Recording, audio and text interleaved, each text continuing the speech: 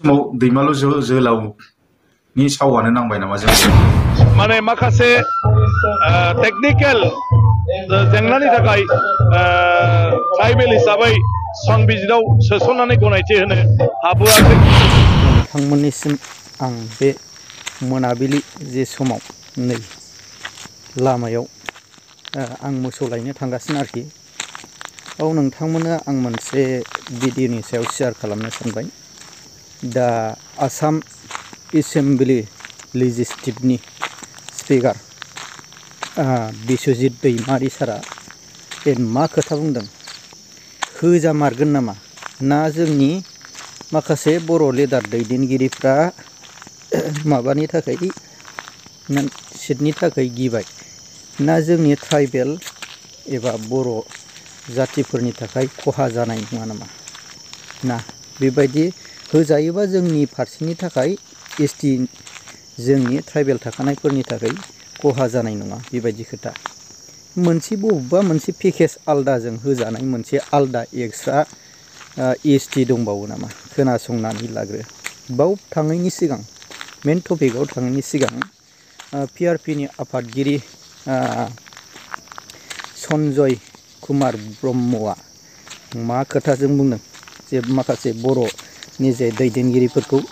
बर' लिडारफोरखौ गिनाय एबा समखिनाय दं नामा बर' लिडारफ्रा, खोनासंनानै लाग्रोनि बेनि उनाव जोङो फिसा गुसुङैबाबो सावरायगोन ना। जोंनि जाथियानो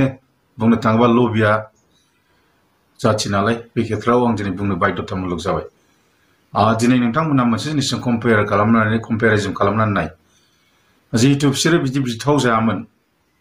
उकिल गगৈ लुरिनज्योति गगৈ आरो जिहेतु गौरब गगৈ बिथांमोनहा ट्राइबेलखौ होथारनांगौ होननासो दावराव खालामगासिनो दङ साथाम गगैयाबो। होमबा बिसोर मुहुर्त टाइमाव माबायदि गुड जानो रोंदों जोंनि रायजो राजा बर'फ्रा मानो सोलोंनो रोङा साननानै नाय। बिसोरनो थारमाने देट मिन्स ट्राइबेलनि माबाखौ भटखौनो नांखाया बिसोरनि होननाय मथेब्ला कंग्रेस लिडार बा लुरिनज्योतिनि जे असम जातीय परिषद आरो उकिल गगैनि पार्टिनो देट मिन्स बिसोरो ओरैबायदि रिस्क लानानै बुंखादों जेरखम दा बर्तमान आं दा रिस्क लानानै बुंगासिनो दं। बिथांमोनाबो पलिटिशियान हिसाबै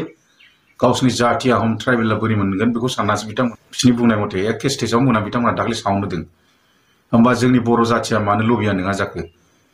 बै समाव दैमालु जोहोलावनि सावआनो नांबाय नामा जों बर'नाव दासिमबो दं नामा? जे दैमालु जोहोलावखौ जेब्ला बिमा गदैया सोंफ्ला सोंफ्लि सना रुपा होगोन होननानै ललिपप होनानै थाखा फैसा होनानै जे ब्रिटिशफ्रा माबे जायगायाव लुनानै खोमाव सेहा लुबासो थैयो होननानै थालांनाय दै रेसानो दासिमबो जोंनाव दं नामा बर' जाथिनाव? ओंखायनो बर' जाथिया लबिया जाति बुंजायो। आं बेखौ दारि स्पस्ट दिनै हमदांनो हाबाय, आगोलनिफ्रायनो आं मिथिदोंमोन, दा बे फाइनाल जाबाय। दिनै बाथ्राया दिनै मानो नैबे खोथायाव बुंनो फैदों, बुंनो बाध्यता गोनां जादों। बे मोनसे सरकारि मोनसे प्रक्रिया बे हाबाफारि आरो जि ट्राइबेल बे ट्राइबेलाथ' माखासे आखुथाइजों गनायथि होजानाय आरो ओरैनोब्लाबो ट्राइब्सआ ट्राइब्स हारिया हारि मोनसे हारिनि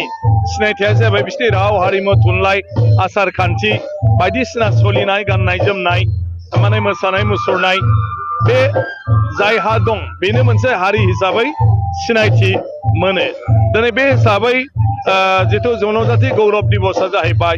बेबायदि माहारिनि गेजेरनिफ्राय जोनोम मोननानै बिरसा मुन्डाया मोनसे गिदिरथार बिहोमा होबोदों आरो बे हिसाबै बेखौ माने ट्राइबेलफोरनि मोनसे देरगानायनि सान हिसाबै बिथांनि जोनोम सानखौ लानानै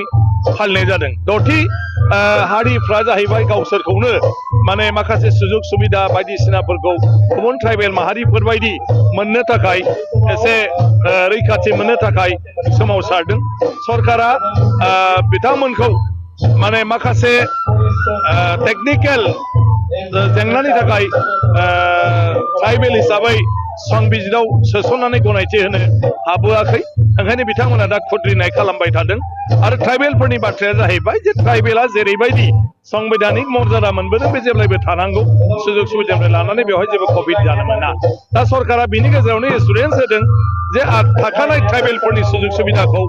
थाखानाय ट्राइबेलफ्रा जेब्लायबो मोनबाय थागोन, बिसोरजों सोमोन्दो थायाजासे गोदान ट्राइबेलनि थाखाय गोदान सुजुग सुबिदा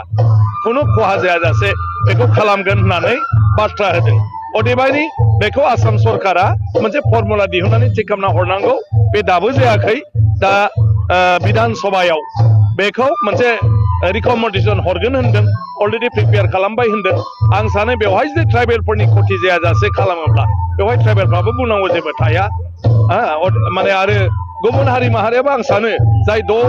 द'थि माने 6 हारिफोर दं 6था हारिफोर दं बिथांमोनाबो बिथांमोनखौ आलादा केटेगरि होनानै आलादा रिजार्भेसन खथाफोरखौ होनानै जुदि होयोब्ला आं सानो बिथांमोनाबो जेबो अजद गैया ओंखायनो सरकारा निस्सय गासिबथिंबो नायनानै मोनसे बेलेन्सआव हयथ' रिकमेन्डेसनखौ हरनो नागिरदों गतिके 25 नभेम्बरनि उनाव आयेन आफादाव जेब्ला फैयो अब्ला मोनसिगोन आरो बेखौ बाथ्राया बेल' जोंनि माखासे बर' लिडारफ्रा गावनि जे गादिखौ बे माखासे दस्रा माया मोनगोन नामा गादिनि थाखायल' लुगैनानै बेबायदिनो गावनि गादिखौ गोमाजानो गिनानै माखासे बुस्थुखौ बुंनो एबा बर' जाथिनि जे सार्थ'खौ लाखिनो गियो बुङोब्ला खायफाबा गाज्रि मोनो खिन्थु बाव बिदि नङा जे गावनि जाथि एबा हारिखौ बासायनांगौआव सोरबा गादि लुबैनायनि एबा माखासे गावनि सिटखौ लुगैनायनि बेयाव जेबो फारागथि थाया हारिया देरसिन नङा होमबा ना बेखौनो ना जोंनि दैदेनगिरि सारमोनहाबो बेखौ साननांगौ खोथा दंसै खिन्थु जोंनि थाखानाय जे माखासे दे संबिधानफ्रा